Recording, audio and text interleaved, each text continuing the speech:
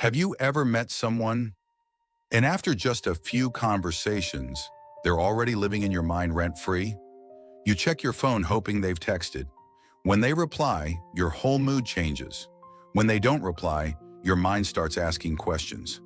Did I say something wrong? Are they losing interest? Are they talking to someone else? And the strange part? You barely know this person. So why does losing someone you've only known for a few weeks feel like losing a relationship that lasted for years? Here's the uncomfortable truth. Sometimes you don't get attached to the person. You get attached to what their presence makes you feel. And by the end of this video, you'll understand why you attach so fast, why emotionally unavailable people can become the hardest to forget, and the one mistake that keeps turning attraction into emotional dependence. This is Solomon's Love Secrets. Let's understand the mind behind the attachment. Gershon. You may be confusing attention with connection. Someone gives you attention. They listen to you. They text you every morning. They tell you that you're beautiful. They make you laugh. And suddenly your mind says, this is different. But is it?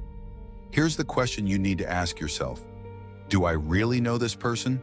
Or do I simply know how they make me feel? Real connection takes time.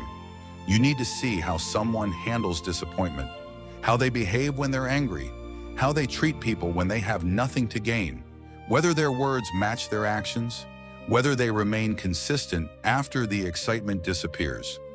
But fast attachment skips all of that. You don't fall in love with the evidence. You fall in love with the possibility. You start imagining dates that haven't happened, conversations that haven't happened, a future that hasn't happened.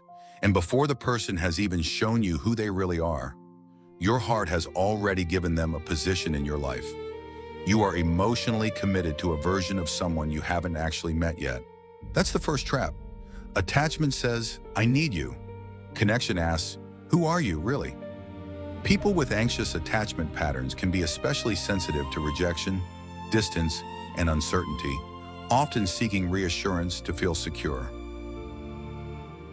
Number 2, your nervous system may be looking for safety. Now this goes deeper.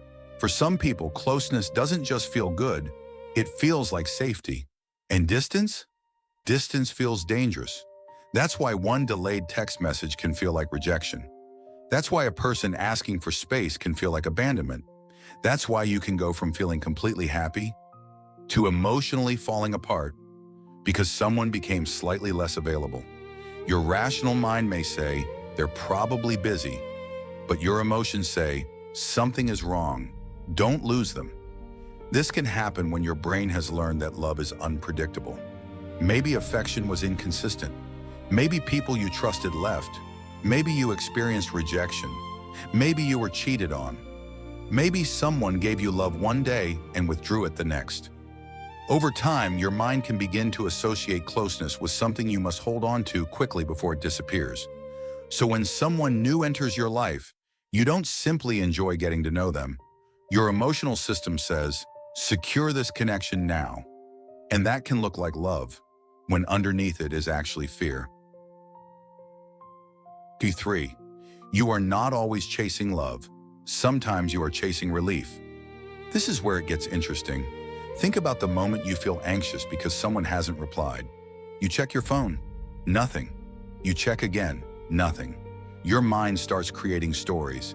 Then suddenly, ping, they replied. And instantly, you feel better. Your anxiety drops. You feel wanted again, safe again, happy again. Now your brain has learned something. When I feel bad, this person makes me feel better. And slowly they become your emotional painkiller. Your mood depends on their attention. Your peace depends on their reply. Your confidence depends on how they treat you. That's when attachment becomes dangerous. Because you've given another person control over emotions that you should also be able to regulate within yourself. Research on attachment anxiety describes a similar cycle. Perceived distance can trigger heightened worry, while reassurance brings temporary relief until the next trigger appears. And this leads us to one of the most addictive relationship patterns of all. 4. Why the people who treat you inconsistently can feel so addictive. Have you ever noticed this? The person who is consistent can feel almost boring, but the person who confuses you, the person who is loving today, cold tomorrow, the person who disappears, then comes back with affection, that person can become impossible to stop thinking about. Why? Because uncertainty keeps your attention activated. You never know when the next moment of affection is coming, so you wait, you hope, you check, you chase, and when they finally give you attention again, it feels incredibly powerful, not necessarily because the relationship is healthy, but because you were deprived of what you wanted. The relief feels like proof of love. But listen carefully. Intensity is not always intimacy. Anxiety is not always passion. Missing someone is not always a sign that they're good for you. Sometimes the relationship feels powerful because it constantly activates your fear of losing it. Inconsistent availability can be especially activating for anxious attachment patterns, creating a cycle of pursuit, withdrawal, relief, and renewed anxiety. 5. You may be attaching to the idea of being chosen.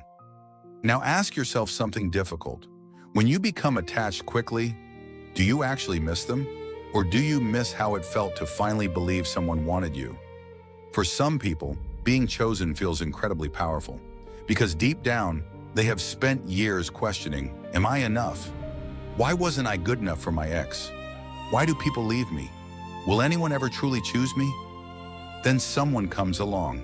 They show interest, and suddenly something inside you wakes up. Maybe this person will finally prove that I'm lovable. And that's a dangerous burden to place on another human being, because no person can permanently fix a wound that requires you to rebuild your relationship with yourself.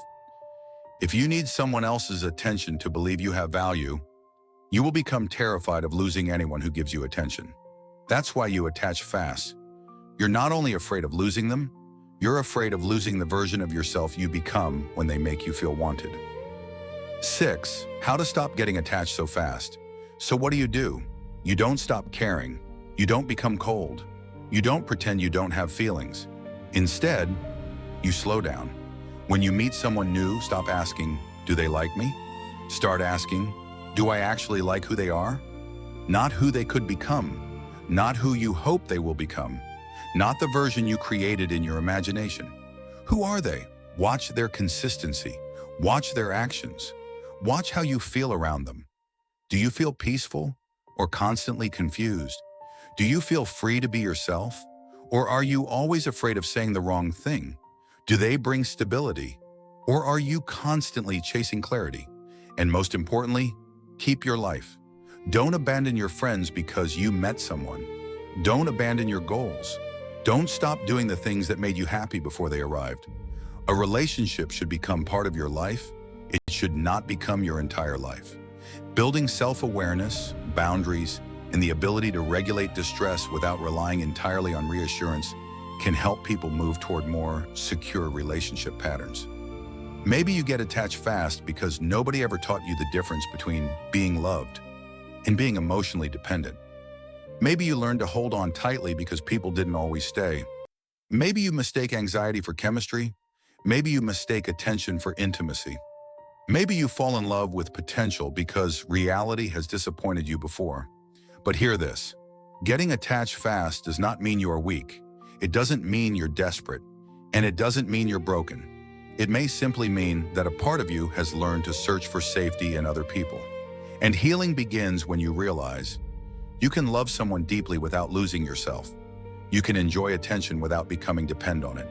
You can let someone into your heart without handing them control over your peace. So the next time you feel yourself becoming attached after only a few conversations, pause and ask yourself, do I miss this person or do I miss the feeling they gave me? That answer could change the way you love forever. If this video made you understand yourself a little better, subscribe to No Pretext Wisdom, because here we don't just talk about relationships. We uncover the psychology behind why we think, feel, attach, chase, and sometimes lose ourselves in the people we love. And I want you to answer this in the comments. Have you ever realized you were attached to someone you barely knew? Type, I was attached to the idea. See you in the next video.